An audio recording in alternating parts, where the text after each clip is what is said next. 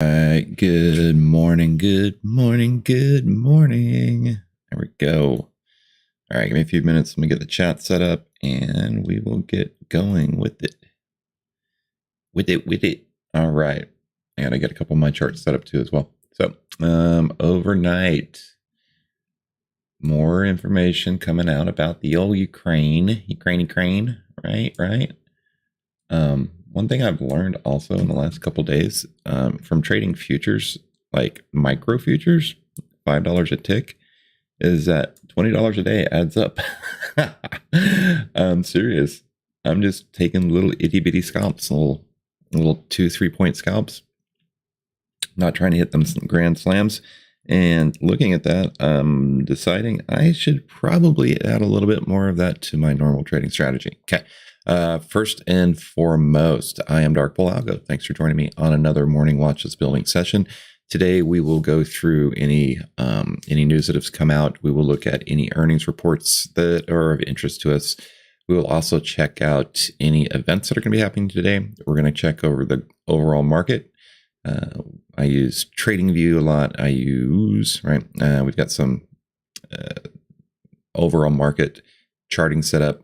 Our bread and butter list does consist of the top 5 or 6 stocks we play every week. Yes, it's very tech heavy. Yes, we're working on changing it. Yes, we understand. Okay.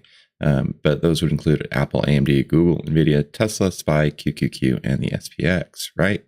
And then as far as our futures are concerned, we look at the ES, the NQ, YM, the Russell, or RTY. So the S&P 500, NASDAQ, Dow, and the Russell. We also look at gold, crude, ZB, which is bonds, and the NJY, which is yen. And then finally, we will get into our smart money dark pool and block trade algorithm software provided by FlowTrade. This gives us a look at any sort of divergences. The flow index tracks smart money, dark pool, block trades, large institutional hedge funds transactions. What it has done is it's created its own algorithm to track all of that. We look for opportunities where the flow index has diverged from price. We'll get into that a little bit. I'll give you an quick overview of it when we get to that point, but we play on that divergence. Okay. So let's hop into it. First and foremost, we do have at least three Fed speakers today, beginning at 10:45 a.m. Eastern Standard Time. Prior to that, we've got existing home sales at 10, and then day 2 of the G20 meetings. Now, in Asian markets, or in the overall global markets, I'll let you know what those look like here in a minute. But first and foremost, let me say good morning to everybody in the chat. The daily, I think it's the dilly dally daily. Is it the daily Dow? The daily Dow. I got to figure it out. One of those two. And you guys have to remind me of these t-shirt ideas, because I'm gonna crack those off this week, I think, or this weekend. I need to take a little break from things and just do some fun stuff. I love designing, and so I'll probably do that. Okay. One other thing too, there's been a lot of requests for things like, hey, check out Sundial, right? Any penny stocks, especially sub-dollar penny stocks, the flow index won't pick up. So any review of that would be based on probably a larger cap stock, such as MJ, which has, I believe, Sundial's included with it, right? So overall market sectors, we would look at the ETF versus the individual stock. Like, is it CAG? Is that what it is? CGA? I can't remember. I was getting confused. CGA? What's the one? There's a marijuana stock that is something like that. It begins with a C. I know it's similar to Tilray, right? They're all moving in the same direction. So we probably won't be spending a lot of time focusing on that. All right, got a lot of news to cover, lots and lots of news. So we will get through that really quickly. Federal and state regulators have widened their investigation into how Activision Blizzard's leadership handled workplace misconduct claims, according to documents and people familiar with the probes, as the video game giant works to complete a planned $75 billion sale. $75 billion sale to Microsoft. Right. I would have hated to work for that company. I probably would have been fired the first day with all the BS that they're doing. But look at Microsoft. This is an H-shaped pattern, typically bearish. Haven't held the 200. Negative stack moving averages. Really, the only thing holding up Microsoft right now is this cluster of Keltner channels, including the weekly, daily, and 4-hour. That's a massive level of support. We may get a quick little pop, some quick little pops, pop lock, and then it's going to drop it. Pop lock and drop it, right? Look at that double bottom, but look at the overall H-shaped pattern. That is separate from the Wu-Tang pattern reversal that we will get into if I see any. Two basic patterns that you can look at to gauge overall direction, right? Microsoft just continuing to downtrend. We may get a little bit of a pop this morning, just because, like, if you can imagine a rubber band, we're stretched pretty far out, so we might need to release a little bit of that tension, right, to get even a little bit more even. The VIX, however, is still above 20. So, as you know, just a general rule of thumb, if the VIX is above 20, don't be long. All right. Also, this market is a cold shower market. What does that mean? You get in and get out. Okay. All right. Moving on. Dropbox had earnings, and what'd they do? EPS at 41 versus 37. Jeez. I'm sick of these companies having blowout earnings and still dropping like a rock. They are saying Dropbox is the quarterly revenue, average revenue per paying user is $134 versus $130. That's pretty decent, right? Intel has earnings, and Roku. We'll get into those two right after this, right? It's pretty decent earnings here. APPN EPS says a 16-cent loss versus a 23-cent loss. Revenues at $105 million versus $95 million. They're guiding their Q1 EPS loss at 12 to 15 cents versus 20 cents estimated. And they're guiding forward year revenues at $444 million versus $424. And the forward year adjusted EPS loss at 80 to 83 cents versus 85. So they're saying we're still losing money, but we're starting to control the bleeding a little bit. Okay. All right. Intel. Oh, Intel. So remember last week, it was either last week or the week before, AMD and Qualcomm had earnings. They had blowout earnings and they ripped. Intel and Nvidia earnings were pretty decent, especially Nvidia's were just kind of like, hey, we're still making money, but then they dropped. So Intel sees forward year 22 EPS at $3.50 versus $3.54. Sees forward 22 revenue at $76 billion versus $74 billion. Sees long-term growth in mid-high single digits for 23-24 at 10 to 12% by 2026. Said gross margins are expand from 51 to 53% over the next 3 years to 54 to 58% gross margins. That's pretty decent. Poor Roku. Roku shares are down 20%. Yo, how low can it go? How high can it fly? I heard somebody, a very, very popular Twitter guru. He has a room. He's a very loud person, but he's very respected. Talking Roku to 80.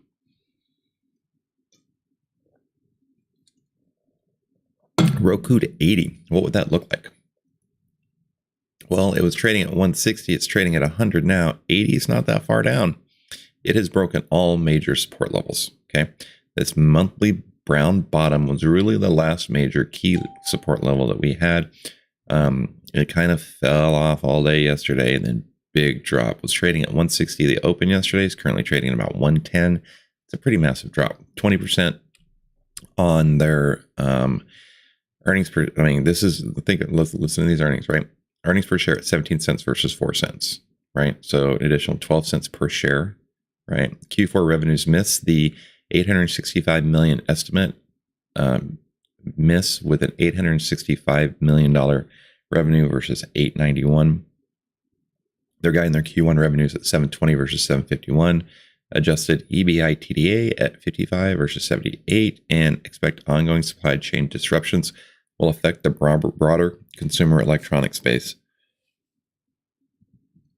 and the TV industry in particular. Well, what does that mean for the rest of the TV market? So is Samsung going to fall? Is Sony going to fall? Right? Is LG going to fall? Maybe their Q4 quarterly active accounts were up at 61 million versus 51 million, right? So they're saying Roku's like, yo, we're losing money, but it's not based on Netflix, right? It's not based on YouTube or Google. It's that we're having supply chain disruptions and we can't produce physical products. We're gonna keep an eye on that. But you got to be a little irritated about that.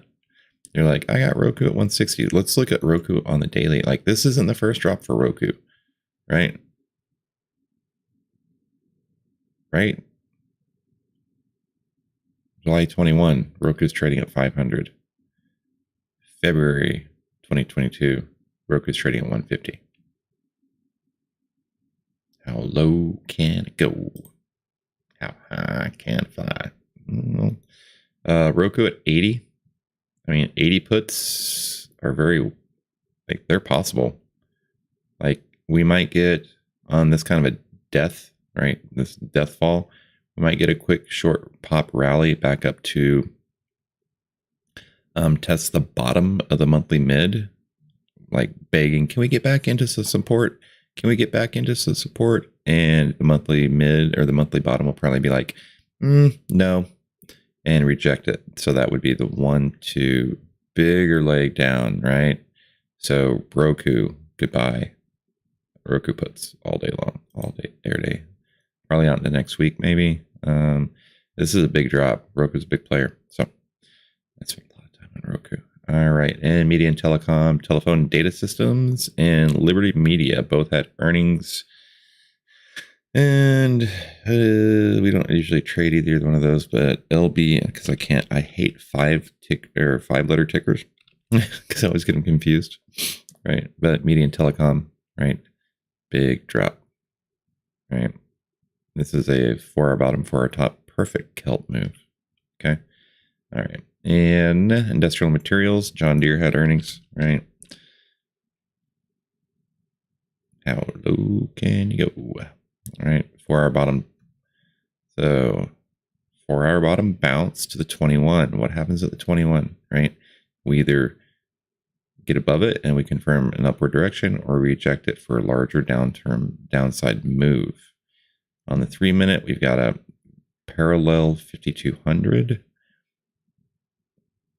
And it looks like there's a little bit of a bounce coming in there. John Deere earnings, EPS at 292 versus 226, revenues at 9.5 billion versus 8.1. Q1 net income fell to 903 million versus 1.2 billion a year earlier, as costs related to supply chain and labor weighing in on margins raised their 2022 net income between 6.7 to 7.1 billion from its prior expectation at 6.5 to 7 billion. Kind of flat earnings, to be honest with you. Possible slingshot squeeze reversal, a little oversold. It's really fighting to get back above that 200 on the lower time frame. So there is micro supply zone that runs 385 to about 386. Basically this 30-minute top. If it can get back up into there, it might chop around for a little bit, but the move would be 4-hour bottom, weekly mid, 4-hour mid, right? Or excuse me, 4-hour bottom, daily mid, back up to the 4-hour mid. Of course, it would have to fight through the 34, 13, and 21 EMAs to get back up in there. There's also a pretty significant overhead trend line from this failed bull flag breakout. So it's got some work to do. I would probably see it reject 387, right? 387, pull back down about 380, right? Unless we get some slingshot happening. Okay, keep an eye on that.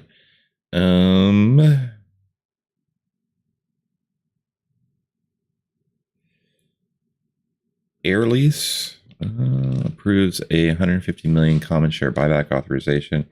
Q4 adjusted EPS at 175 versus 84, and on revenue 597 versus 532. Right, they're just kind of chilling. Right. Pre-anticipatory run, a little bit of profit taking. Overall, still a pretty valid setup. They just created a big old giant range for themselves, the $40 to $45 range. Pretty significant. Now look, We had a squeeze release. We have a slingshot release. We've got double green across the board. And the lower time frames, increasing, right? Stochastic, which is iridium fire, right? Trying to break out of its hourly celts. Look at this bull flag potential that it's setting up here at the top of the hourly and the top of the 4 hour. If it gets out of the top of the 4 hour, so basically if we can break the wall at 45, there's a quick move up to 48. That would put this in trifecta mode, meaning that it's out of the top. Well, not trifecta, sorry. That would just be a pretty bullish move off the top of the 4 hour up to the weekly. So AL may be a fun one to look at, right? It's not tech related, just coming off a pretty decent earnings. It's been making higher lows and higher highs. Stack positive moving averages, 1321.34. Finally got above the 5200 on the 4 hour. That 43 level is a base now. Quick pop, lock, and drop it. We can't do that though. It's not drop it. We got to figure out the other one. We got to figure out the reversal of it. In healthcare, bunch of healthcare news. Bunch of. Regeneron, REGN, right? And Sanofi are stopping phase 3 trial of their drug for patients with chronic spontaneous urticaria due to futility following an interim analysis. Well, we're gonna rally. Oh no, wait, what? We're shutting down our drug. Take a dump. Big wedge here, right? Ooh, I just said deja vu. 1321.34 above the 50, above the 200, bullish setup. But with that news of like, yo, we're stopping one of our drugs, right? We're really gonna have to see what happens here. There is a giant range, unfortunately, that runs 630, 640, 630, 620, right? Ironfly might be a good one after things settle. So maybe keep an eye on that one. And remember QDEL, right? We traded QDEL, came up on the watch list last week. Right, here we go. Okay. Failure all of last week. Earnings came out. EPS at 7.29 versus 5.61. Wow, it's an additional $2 per share almost. Q4 revenues at 636 million versus 561. Said the quarterly revenue for their COVID products was $511 million, up from 405 last year. Big moves, right? I still don't like the stock below 95, right? So if it can prove to me that it wants to get back from 4-hour mid at 94, 4-hour top at 98, then I'll start looking at it. Then we can look at the 98, 100 psychological level. We would look at this 4-hour top, weekly cloud play up to 103, and then finally daily 106. It's rejected this 34 pretty much for the last, since the beginning of this month. All right. Right there. So if it rejects it, it's going to pull back down to the daily bottom. Okay. The daily bottom. Maybe we'll look at that one as well. What I didn't see, right, is any Moderna news, right? Abbott is initiating a proactive voluntary recall of powder formulas, including Similac and Elecare, manufactured in Sturgis, Michigan, one of the company's manufacturing facilities. What row? Deathfall. Now they're removing packaging. So let's see what we got here. If the daily bottom holds 119, right, there might be a quick little pop back to test some of these moving averages, possibly 124, right? This purple line, which is my 13 EMA, maybe a little test to 122, but I think we fall back into this weekly cloud top from 120 back down to about 117. Not super thrilled on Abbott, but there's a pretty decent short side play, especially if the market decides it wants to sell off today. Okay. I think today's quad witching. I'll have to check in on that. Ooh, it might very well be quad witching as well. All right. But yeah, so like I said, we didn't see any Moderna news. Like Moderna's just been quiet as a church mouse, hoping not to get smacked with things, right? ever since we stopped trading it, it has not performed well at all. However, right, this is probably a nice little 618 pullback to the weekly Kelt bottom. That's pretty decent support. We might pop up and retest this 150 level, right? Again, I wouldn't trade this stock. I'm not going to trade this. I don't want to trade this stock anymore. It just doesn't move the way that it's supposed to move. Sore. In financials, Redfin had earnings, right? Q4 EPS at a 27-cent loss versus 31. Revenues at 643 versus 598. And guides forward 1 quarter revenue at 535 versus 524. Even with decent earnings, it's just rolling. I mean, there's nothing below it. Like, again, monthly bottom breakout. Like, I would look. If it breaks 1970, throw a fib up on it and grab some puts. Okay. In energy, remember Sunrun? We used to trade this all the time. Q4 EPS at 19-cent loss versus a 2-cent loss. Revenue at 435 million versus 409 million. Expects Q1 solar energy capacity installed to be between 195 to 200 megawatts. Full year growth to be at least 20%. Right? They're like, hey, we expect them, be 20% higher. So instead of trading at 23, we're going to be trading at 27. That's 20%, right? Yeah, this used to be a fun one until it wasn't, right? Big drops. Big drops. All right. Got heartburn this morning for some reason. It's killing me. Okay, and in consumer news, Shake Shack, right? Shake Shack. EPS at 25-cent loss versus 17-cent loss. 203 million versus 202. Comps 20.8% versus 202. And that just makes sense. Sees 1 quarter Shack sales at 195 million versus 203. And total revenues at 201 million versus 210. Oopsie. So the daily bottom can be pretty significant support level here, right? Right. Catch the bounce, maybe a bounce back up to the mid, and then further move down to the downside. We definitely want to bounce up and retest some moving averages, right? So maybe, right? 66 to 70. I don't think it breaks back into the 4-hour. I think it rejects the 4-hour, comes back down to the daily bottom, right? Because the 4-hour bottom is also the daily mid, so that 69.70 level.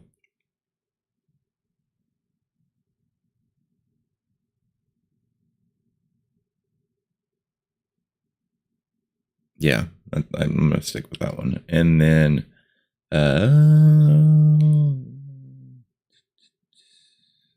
Pilgrim's Pride shares slide 18% after Brazilian meatpacking giant JBS SA said it scrapped plans to buy the rest of the company in a deal that had valued the company at $7 billion. JBS, which already owns about 80% of Pilgrim's, said in its securities filing was unable to reach an agreement with the Colorado-based company over the terms of the deal.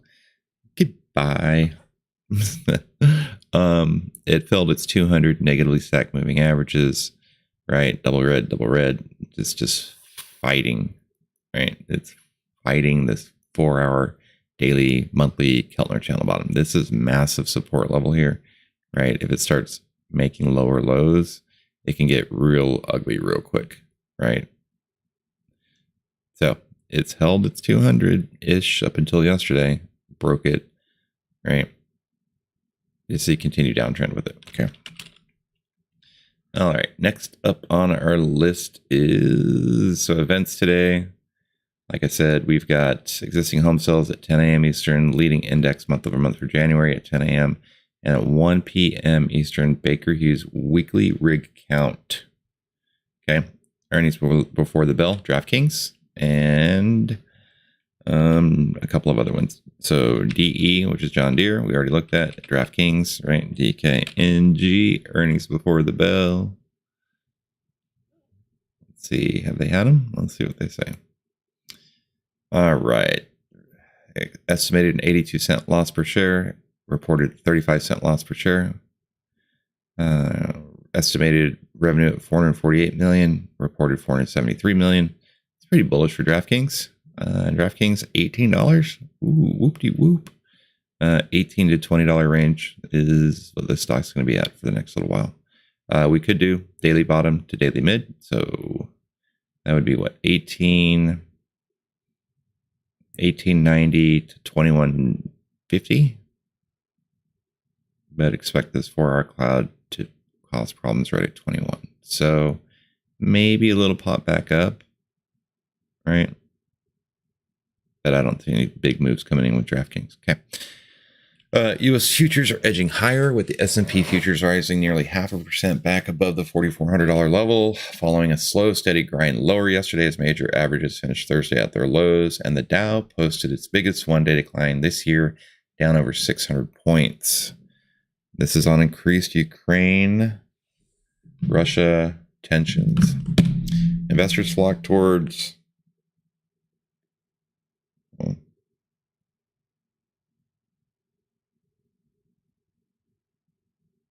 All right, investors have flocked towards defense sectors and safe havens such as bonds and gold as geopolitical tensions between Washington and Russia over Ukraine flared. After reports that Ukraine forces and pro-Moscow rebels traded fire in eastern Ukraine, Biden said that there was every indication Russia was planning to invade in the next few days. On Wall Street, growth-oriented technology stocks and communication services sectors were among the hardest hits, along with financials, while defensive utilities and staples outperformed. Developments in Ukraine have added to uncertainty about the path of the Fed's tightening plans to fight inflation. And it's absolutely true. In Asian markets, the Nikkei index fell, fell 110 points. The Shanghai rose 72 points, and the Hang Seng plunged 465 points, or 1.88%. In Europe, the DAX is down about 10 points. FTSE 100 is higher by 0.25, and oil prices retreat below their $90 per barrel level after touching highs of 95 this week, while gold slips back below $1,900 an ounce with no new developments overnight in Ukraine. So that is a perfect segue into our futures overview. I know it looks like a bunch of squiggly messes. It is, yes, I'm not going to lie to you about it, but we've had some developments and we need to check them out. Check them out. Let's go, shall we? All right, really quickly, this big, thick green line is a 200. Smaller, thick green line is the 50, and the thin is the 21 EMA. So 50 SMA, 200 SMA, 21 EMA. Pretty standard setup, right? What do? We landed right on a snow line, right? When I talk about snow lines and being important key levels, it held, right? So we've got a couple fib levels. We got from the high to the low. We've got a retracement, which are these solid lines here. We came back. We retraced all the way up to the 618. Couldn't break above it. Fell back to the 382. Held there. Rallied back up to the 618. Couldn't break it. Came back down below the 382. So we were downtrending. We caught some support. Where did we catch that support? We also ran a fib extension, which would be a projection into the future of where price action can go. From this low to the high, we ran an projection. So we're looking at targeting, 4686, 4739.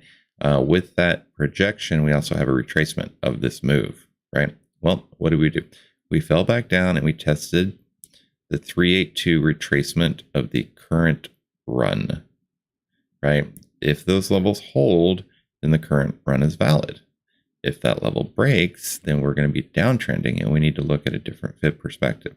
So far we're still kind of uptrending, right? We haven't set into a downturn as of yet, technically based on fib levels. Okay, so the snow line and the fib level are holding. Okay, so from the 382, we came back up. broke above the 618. We went to back test it for support, which is also be back testing the 200. We failed. So we came back down, hit the snow line, bounced up to the 50% retracement. And then this candle that we're on today will be the decision-making candle. If we edge lower below the snow line and below the 382, and we start heading down, then I think we're going to be in a downturning market. Okay.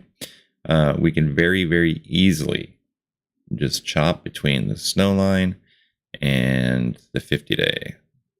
Snow line. I mean, we could just go snow line to snow line, right? Snow lines are at, if you want to mark them up on your chart, those are at 43. Ooh, they're thick. So 43.71. And then the other snow lines at 45.38. Okay, so we rallied up. Couldn't close above the 200 yesterday, right? Nice pullback. Looking for a possible bounce here today. I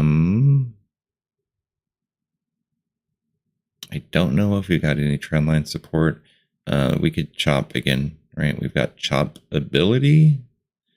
Chop ability. Let's see if that gives me a trend line I can use. Possibly. Right? Possibly. I don't know though. Oh, I should have got rid of that. Dang it. My bad. All right. So I've got a bunch of futures up over here. So I'm just trying to get, I mean, it's just choppy. It's such chop. The NASDAQ did gap up and we're consolidating. We have failed to make another high. So we're falling channel on the NASDAQ. I'm going to break this down to the 4-hour. Looking at the 4-hour. Right, this is that move into yesterday. All right, we held here. Quick little pop this morning, but falling channel, right? 50% retracement, rejection, right? Looking at bringing, testing yesterday's lows as support. It's almost a tweezer bottom, but not, because this candle is a little higher than this one. So it's not a true tweezer bottom.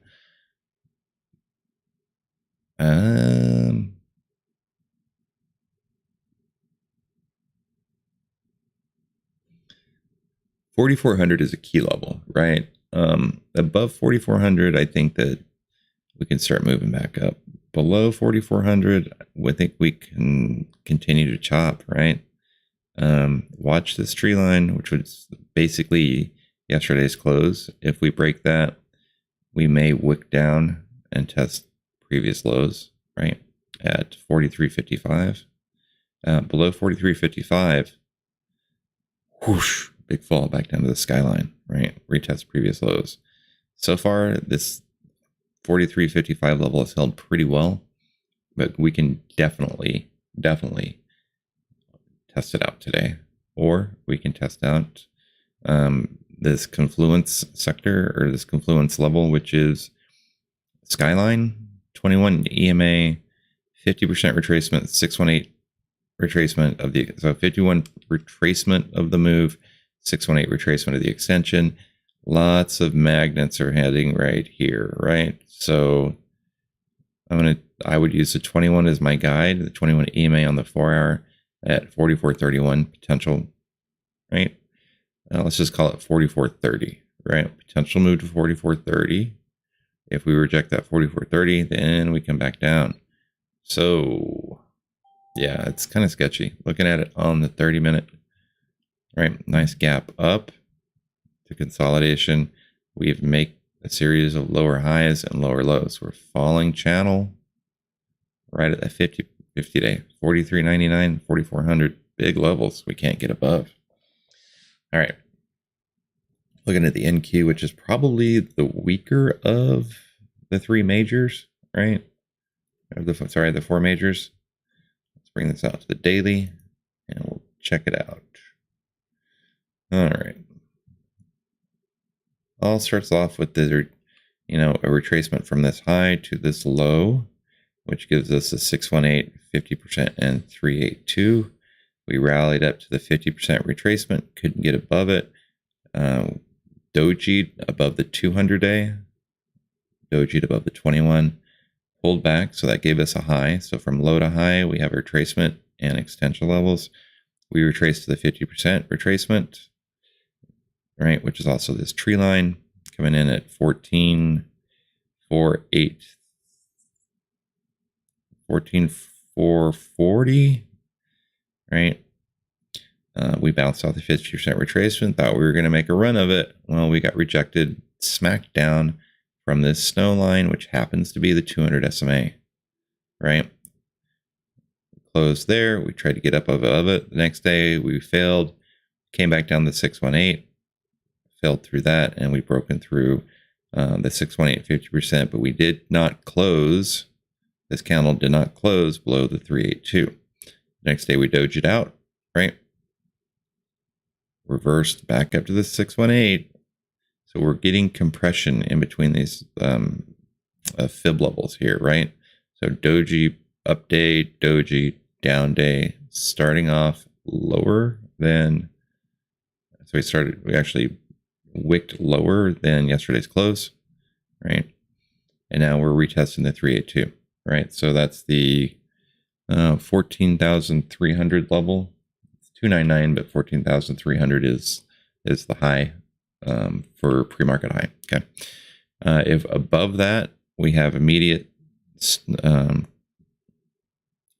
tree line resistance at 14,440, 50% retracement resistance at 14,483.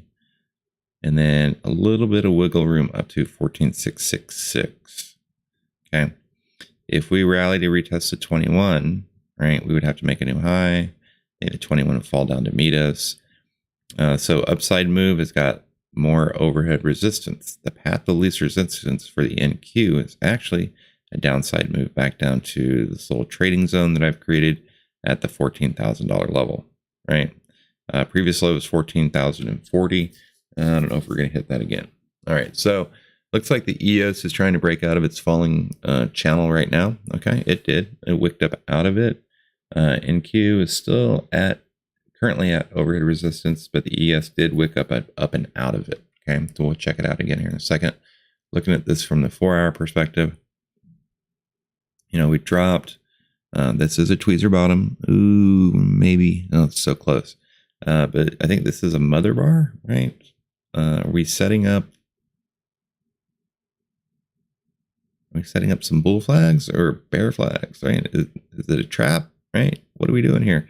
It looks like there's a pretty significant little micro supply zone right here that has caused some grief in the past, but I'm going to wait till we get above 14,300, and then we can start looking at some tech plays.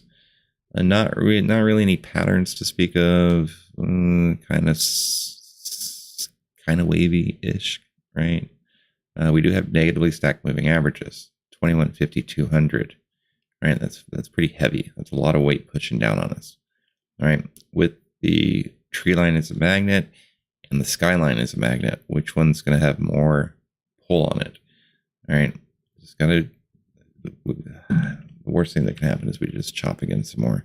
But this is consolidation, right? It's falling channel consolidation, but we are retesting that overhead resistance right now. See how we're consolidating around on that 21, so 30-minute 21 EMA. We've got the 50 right above us, wick up, reject, right? So we got to make the move. We got to get above here to get a nice little rally up to the 200. Does it happen? A lot of it's going to be news driven. Remember how Roku died, right? That might have some effect on this. Okay, looking at the dilly dally daily Dow. The dilly dally daily Dow on the daily, right? Remember I said, oh, the Dow has the, as is one of the better looking setups. Well, I lied. Okay, I have not gone through and done my fib levels yet on this. I guess we could. So we go from high to low, right? High down to the low. That gives us our retracement. We retrace down above the 618, right? We couldn't fully close more than halfway above it, right? So we rejected, we came back, we tested the 50%. One more try, we got above it. The next bar, rejected, came back down, tested a 50% retracement. At that point, 50, 21, 200 almost stacked the way they should have been. If we would have got an upturn in the 21, could have helped pull price up. However, rejected, we back tested the 382. That level of support held. Retest the 50, it failed, right? We got a trend killer candle here, and we fell through the 382. We retested it. Are we stair stepping back down? Very possibly. Very, very possibly. This 200 has been kind of a killer. If this 21 crosses down below the 200, that's going to be, I mean, like, it's going to put a nail. Like, it's going to hammer another nail in the coffin for the Dow, right? We do have a down. Oh, you know what else we don't have on here? Or do we?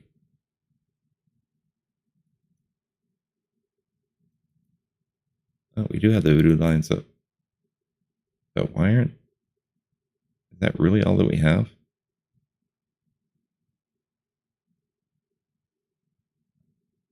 Oh, am I? All right. I think I might be hiding them on the daily.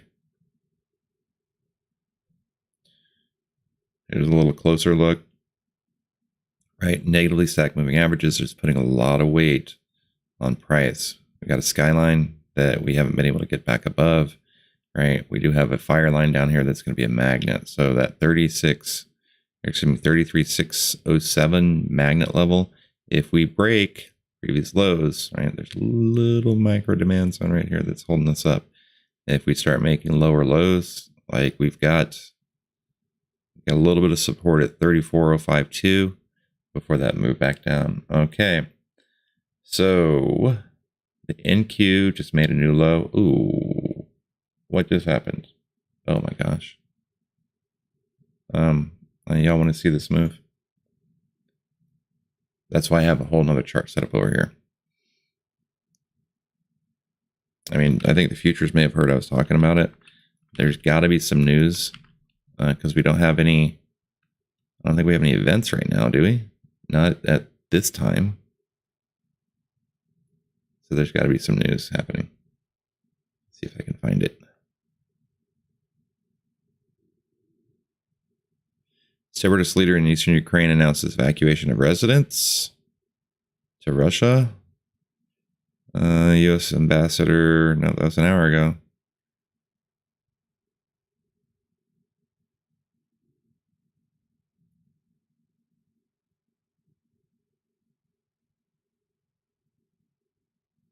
All right. He's saying get out. Their leader's saying get out. It doesn't really matter what's going on behind the scenes. Oh,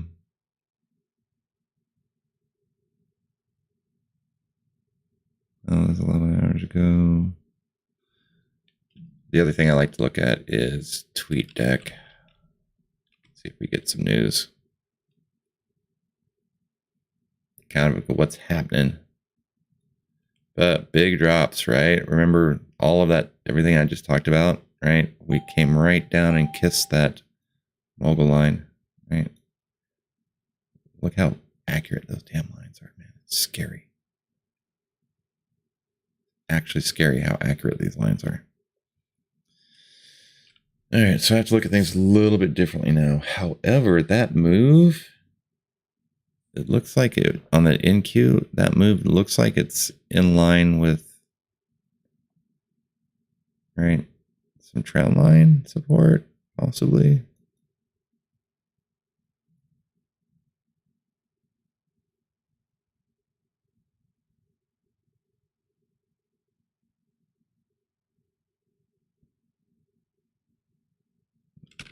Nope, not able to find any support.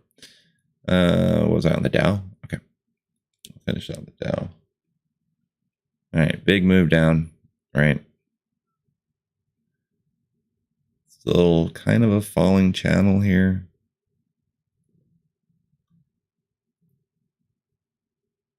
So filling the gap from the gap up. There's a little bit better look at that 382. Oh, so my bad.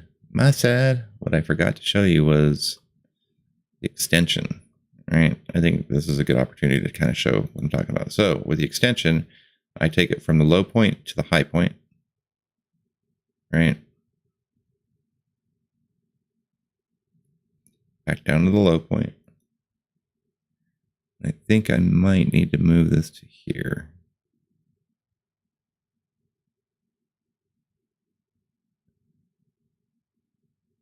So initial run hasn't been invalidated, right? So I think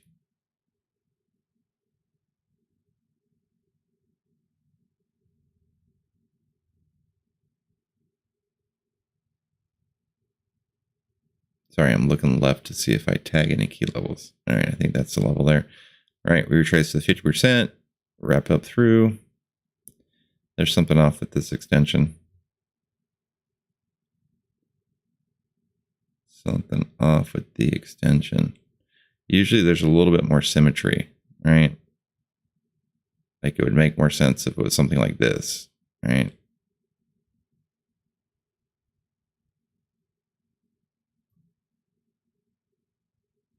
Let's have to use that one. Down to the 50%, up, couldn't reject it. 618 failed, 50% failed.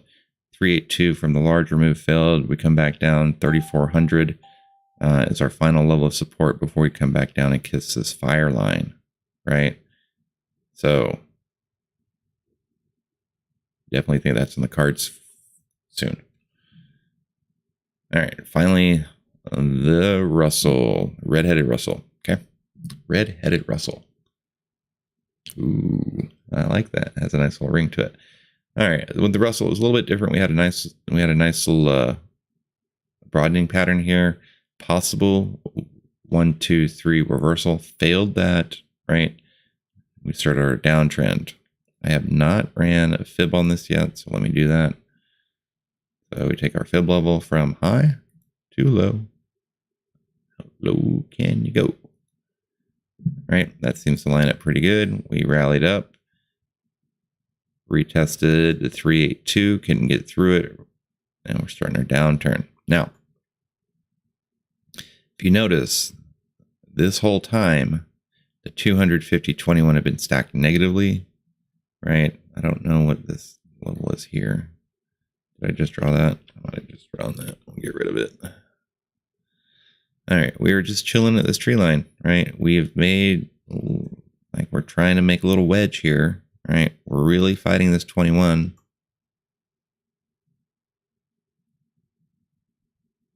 All right, we're fighting the 21. We've got a little bit of wedge support here, right? We're just chilling on this tree line. That's support. We can get back up to it to test the snow line and the 382 retracement of the downturn move. And it looks like, I just drew that line there. Okay. Possible 50% retracement or 50 SMA retracement or retest. My bad. My bad. Looking at it on the 4-hour. I'm doing it time. All right. So retest to the 200. Rejected. Failed the 50. I went back in. Won't let me back in. Right.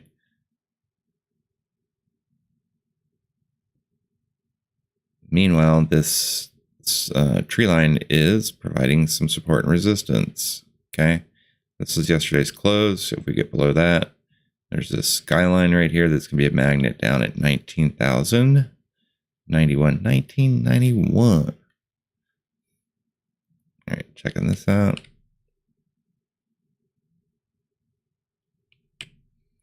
Should probably readjust this trading zone here. Back up. Failed. Couldn't get back up it. Falling off a cliff.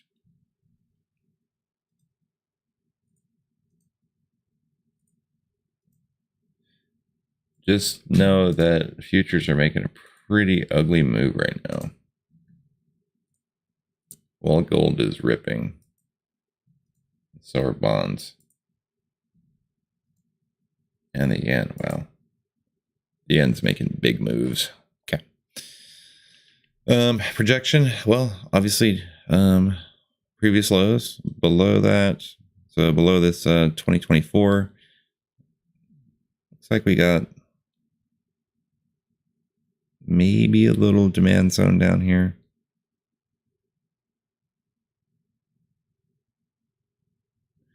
The skyline 1991. That could very well possibly be the downside magnet target. Okay.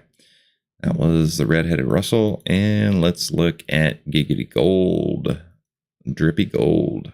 All right, I think watchlist was the one that turned us onto this gold move before it happened. Thanks, shout out watchlist, appreciate it. All right, so we've been tracking gold since back here, rejected, came back down. I don't have a channel drawn for this downside support. It looked pretty decent, right? So going into this move, we bounced off of it. I haven't done a fib level on this yet. We're uptrending. That's probably why. All right, so we bounced. We finally got some stacked positive moving averages. And then on Valentine's Day, or excuse me, last Friday, we had the 5,200 cross. We had a golden cross there, right? That's not a golden cross. We had a crossover. We had a 5,200 crossover. So we had stack positive moving averages, 21, 5,200. Right. This white line is our regression line, the zero line, basically. We can move within 1 to 2 standard deviations, or one to 1.5 standard deviations away from this white line. All right. So we're probably coming up pretty close to it. 1918 looks like is the level I have for it. So maybe some pullback on that. We do have got some support, pretty key level of support, 1880. So this supply zone right here is very active, is very real, right? Probably should move that to the right level. My said.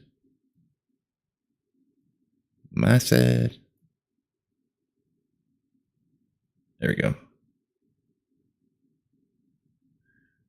Right, 1918 topside move, possible pullback, right? If we did a retracement from here, we could look at a 50% retracement, which would probably put us back in this area here, right? Setting up, is this the 1, 2, 3, 4, 5, then corrective move? Or is it 1, 2, 3, 4, 5? I don't know. I don't think gold's, well, maybe. That definitely broke its overhead resistance, is moving back up. Moving on up. We'll just call gold the Jeffersons, shall we? All right. That's the daily, looking at it on the 4-hour. Right. Nice little rally up, back testing that trend line for support. Still stack positive moving averages. Nice little pop up, little pull back. Looking for the next leg up, right? We're at the high, or we were at where we closed yesterday. And like I said, 1916, 1920 upside move, 30-minute perspective. There goes NQ. Oh.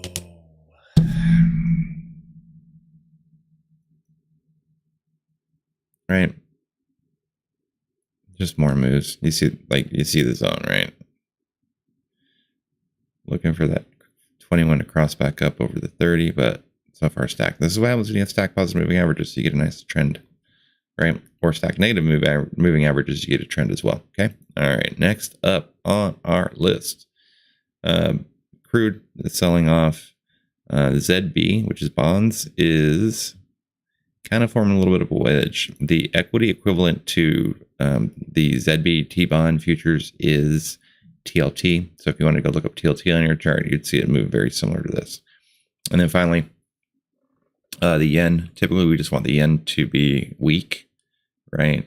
But it's acting pretty strong right now. So that would negatively affect it. Look at this dang NASDAQ, y'all.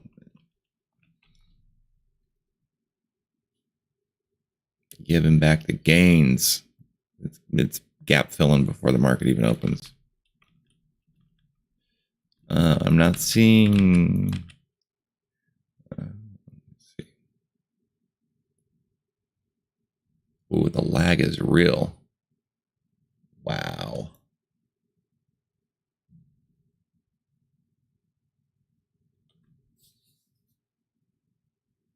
Rip swing trades. You're damn right.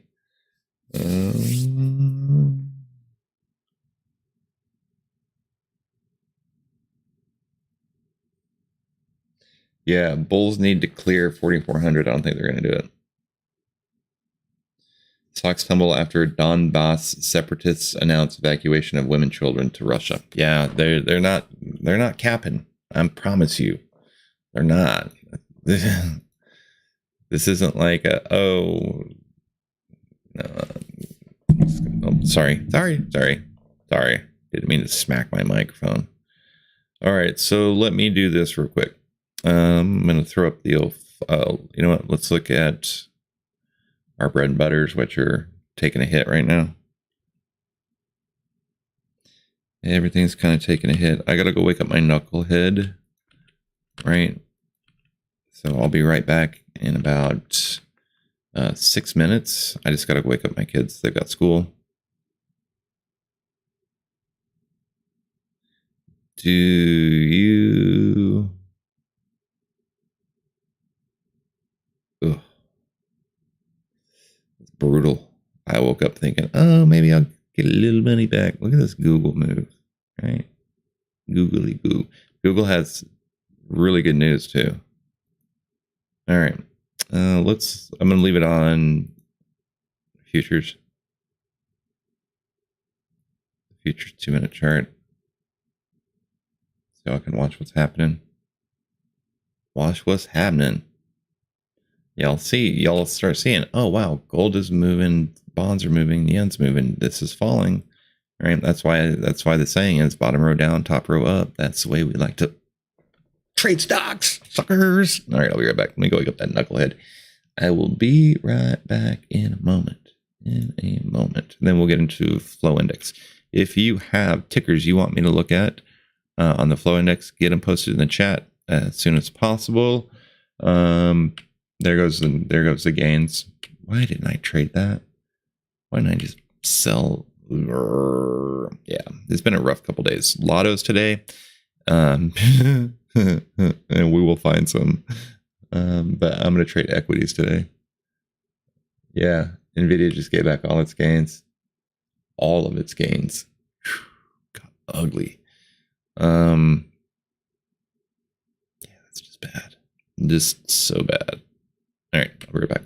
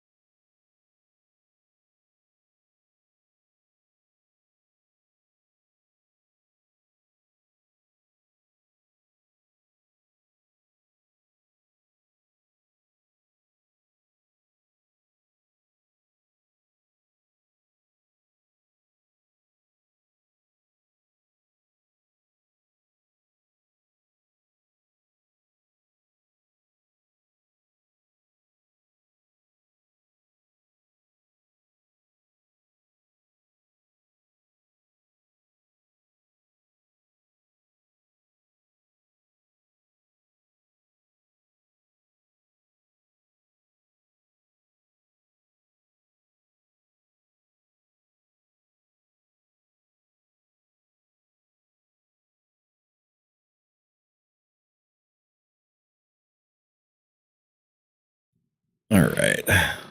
Well, what happened? Look at that snow line. That snow line is a magnet. Y'all think I'm joking about these levels. I'm not. Them levels ain't playing. Jeez.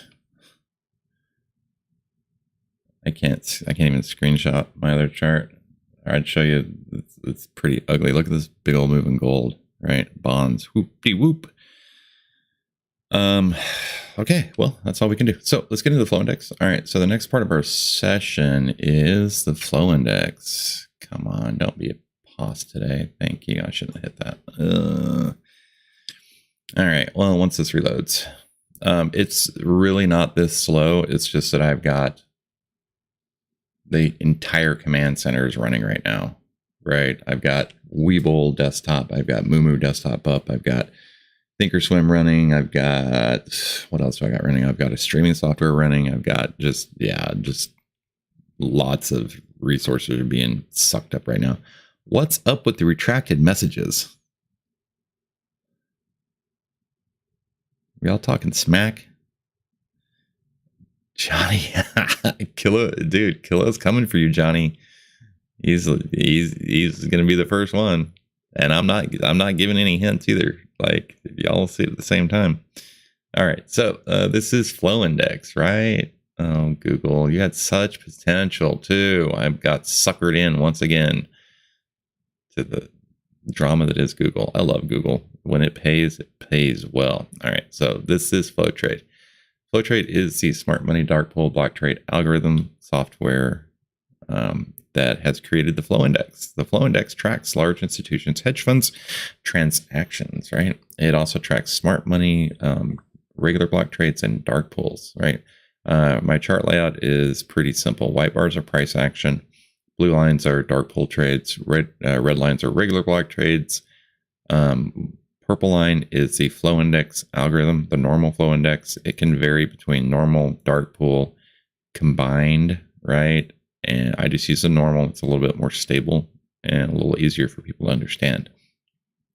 Okay, a couple things that have come up recently on the charts. If you see a little white dot above or below price action, those are orders that have come in. You can pretty much watch price action work its way either up or down to fulfill those orders. All right, so what we look for is opportunities of divergence.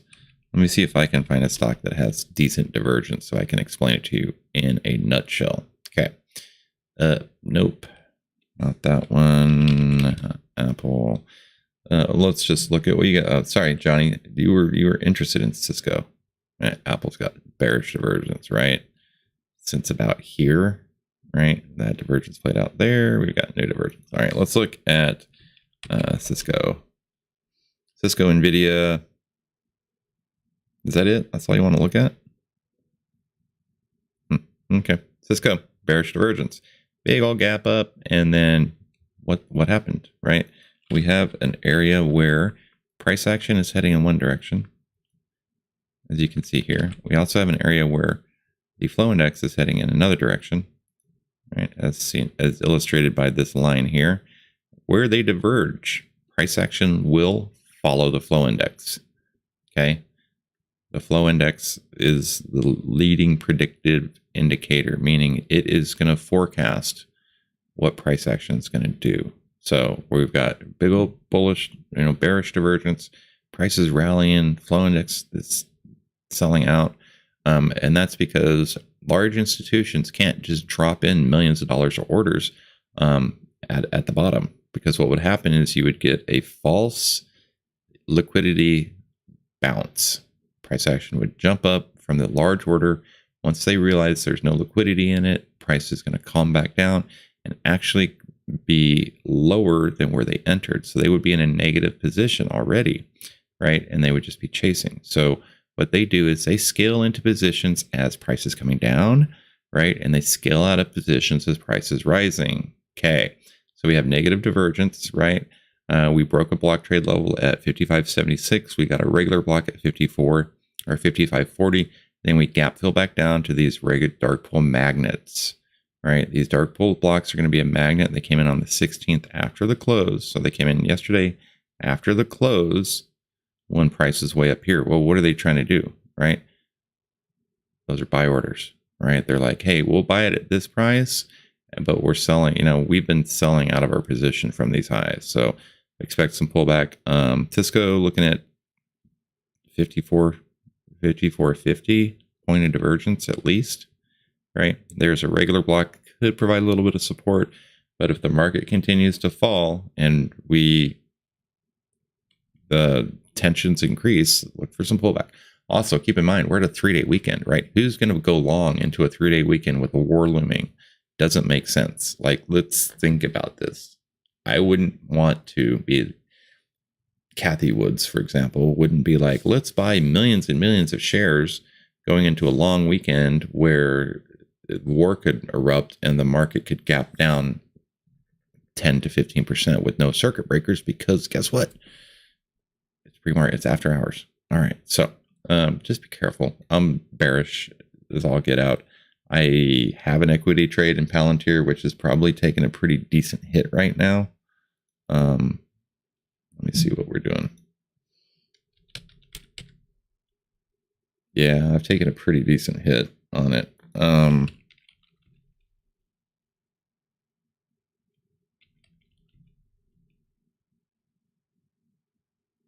little up pre-market. I mean, I was trying to buy the dip, right? I was buying into it as a selling off. I was trying to emulate smart money. Okay. So, Nvidia, Coin, CLX, and coffee. Got you. Coinbase, Clorox, and cough is Capital One. Sorry, my bad. Not coffee.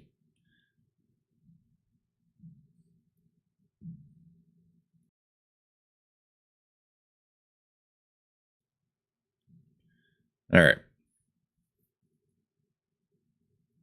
Did it not take Nvidia for me? Vidi. I did go long on Nvidia, which I shouldn't have. I don't know why. I was thinking I could catch the bottom. Not that smart. All right. Capital and finance. Great bearish divergence. This is a great example. Who brought this up? Thanks, Johnny. Look at this. This is a perfect example of bearish divergence. All right. So at this point in time, at the 150 level, as price is coming up, the flow index is like, let's start taking profits, because we know that, we're selling these positions that people are buying into, right? So we have divergence that's occurred at this level, right? So rally up. We have a top here, right? We have a top there. So let's look at some of these divergences have played out, right? We've got divergence played out up into this point here, right? We've got further divergences played out up into this point here, right? And the flow index is still selling off. So we're looking for divergence to be completed at least here, right? That is $10 in bearish divergence, right? We could have sold some puts or bought some puts at 160. Could have bought the 150 puts knowing that there's divergence, clean divergence here. We would have made money here. We could have re-entered on any pops back down. Okay. 150 is my downside target. We may get a little rally up to about 155, but I think we see a continued move. This is pretty strong. Okay. So how would I play this? Give yourself lots of time, because there's no time frame that states that the divergence has got to play out in 2 to 3 days. I've seen it play out in 2 days. I've seen it play out in 2 weeks, right? Or even as long as a month. So make sure you give yourself some time. And I would look to re-enter on any pops, because this is extremely bearish. Okay. All right. That was a great example. Thanks, Johnny. Able to give you some pretty specific information on that. Alrighty, next up is Nvidia. Vidi. All right, going into Nvidia earnings last week, or the other day. I don't know why I went against what I know, but I did. Okay. Nvidia, and I'll tell you why, because AMD had blowout earnings, Qualcomm had blowout earnings, and they both ripped off of it. Okay, 1 second here.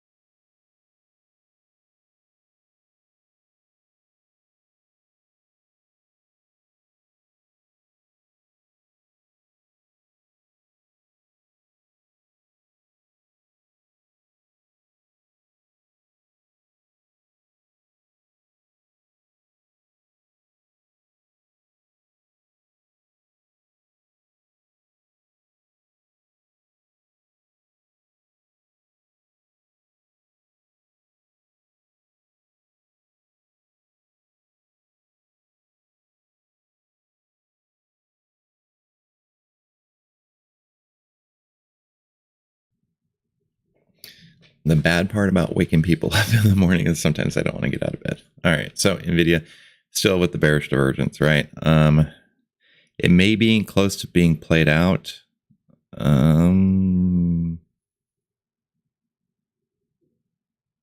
230, 241 level, if it holds, we could get a pop. However, I mean, it's still downtrending. Flow index is still selling out of their positions, right? So we have a cluster of dark pools at 264, 265. We have a white line, which is when a regular and a dark pool print on top of each other. Those are key levels, 262.19. Mark that up on your chart, see what happens with price to it.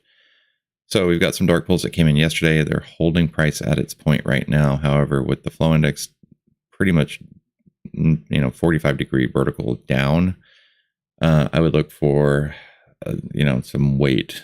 We do have, there's a supply zone right here, or demand zone, just a really small one right here. If that support breaks, we test 240, below 240, quick little drop down to about 239. I don't think this gap may need to be filled. It's 232 to 230, but if it happens, it happens. Okay.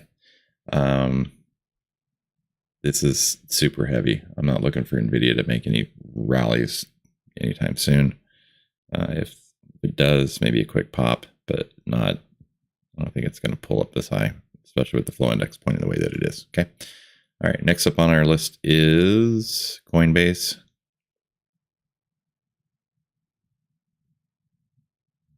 I don't know why it's reloading every time I section it out. All right, so Coinbase flow index is pretty much trading with the price action. You see these little bat ears right here? Right there. Hopefully y'all can see.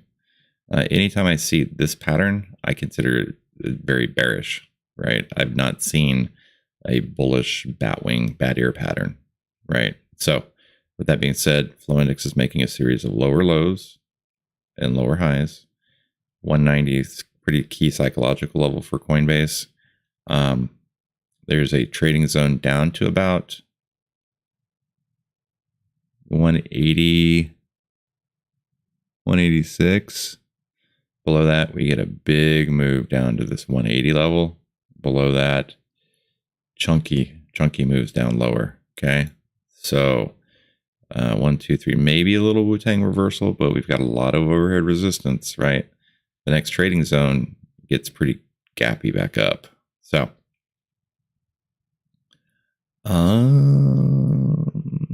with the flow index pointing down, any sort of below 190, sorry, below 190, I think we get 185, 180 move, right?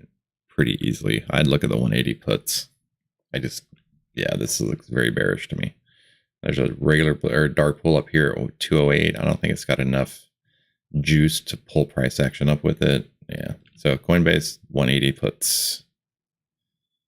All right. And then finally Clorox. All right. Look at this big old move. Right. Clorox, right? I don't know what this data snafu is, but usually we don't see this kind of thing happen. But as you can see, prices rallying up, right? Smart money's regular block trade right here is like, hey, we're going to start taking profits. All these little mini micro divergences have played out, right? So there's a little divergence at 145.26, right? It's a little harder to read, but it's there, right? See how price is continuing up. And at that point in time, the flow index is selling off. Little dips in between. I don't know if this is a true or if this is just a glitch, but 141.90, that block came in on the 17th. Oh, you know what? Let's do this. I was like, this looks, I don't see this on the 15-minute chart very often. I'm like, this looks really, really weird. Oh, there we go. Muy better. All right. Well, Clorox did the move. I wanted it to move. Like, it was on the watch list, right? 140, 146. There's the move. It's played out. Now we've got bearish divergence. If the flow index makes a new low, look for some pullback to this regular block at 141.09 that came in on the 17th at 9:46 a.m. And right there, this block came in right at this point and it ripped. So a bunch of buy orders, right, or a bunch of sell orders. Let's see. Flow index was selling into strength, right? That makes sense. Clorox. If Clorox breaks 146, I'll just call it 146.50. Above 146.50, it can get kind of woody. Let's see what it's doing this morning. I mean, Clorox is good for times of war or disease. Ooh. Whoopsie! It hit that resistance and dropped. It dropped. What? Nope, not earnings. Maybe Clorox isn't good for war. Maybe what's wrong with that? Maybe something came out. Yeah, but the flow index. There you go. There you have it. It hit resistance and dropped. Right. Clorox trading at 146. No, that's not right. Clorox trading at 141. Pull back to 141. Okay.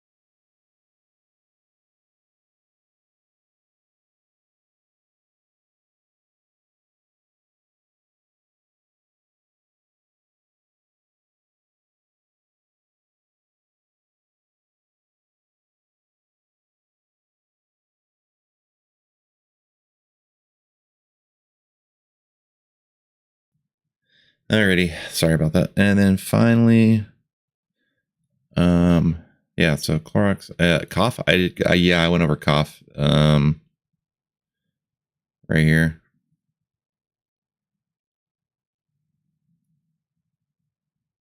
Right.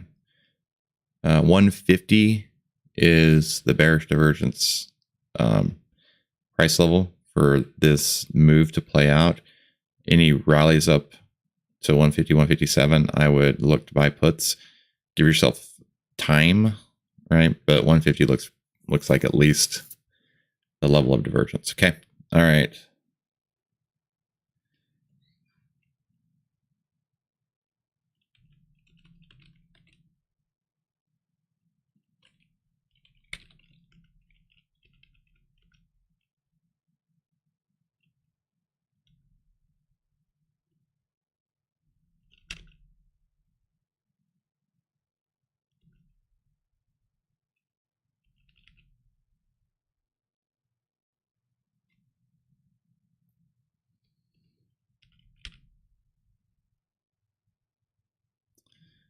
Why is it not working?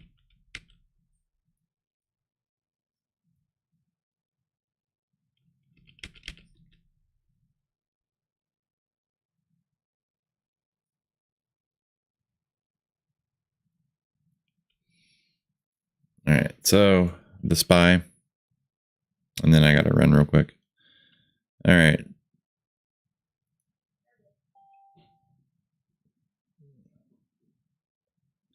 So obviously, right, flow indexes, they're selling into this, right? They're selling out of their positions.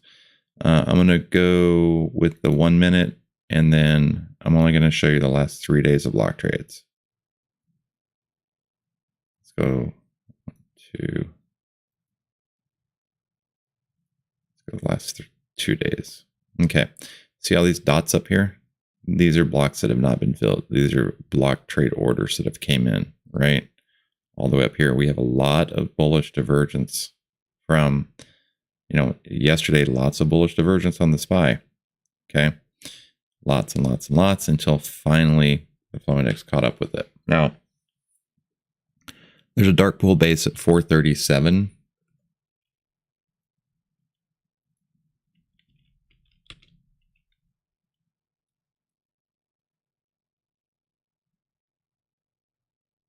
So we dip down 436, right back up to 437. There's a dark pool base chilling at 437. Okay. We have bullish or bearish divergence that's been played out, right? So at this point in time, right, they were buying into it, pulling price action up with it. There's a white little dot right there. That block came in and got filled. There's a block right here, right? This came in at 1507 for 439, right? 1507 price action is down here. So there's some dark pulls, right, that have came in. There's a giant cluster of them way up here, right? This 446.57, right? That's your upside target. You got a regular block coming in at 443.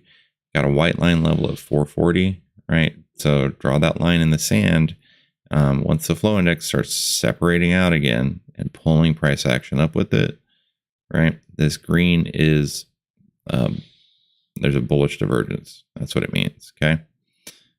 And it's real tiny. So if you see here, right, the flow index is rallying as price starts coming down, just know that once it finds a bottom, right, it's going to rally back up to that point of divergence. Okay, so it's going to be pretty ugly. Just know that there's a bunch of blocks at 446 that need to be filled. There's also a gap that needs to be filled. Does it happen today? Does it happen tomorrow? Does it happen next week? Like I said, there's no time frame on those, especially those dark pools being filled, right? Just know that there's orders sitting up there, right?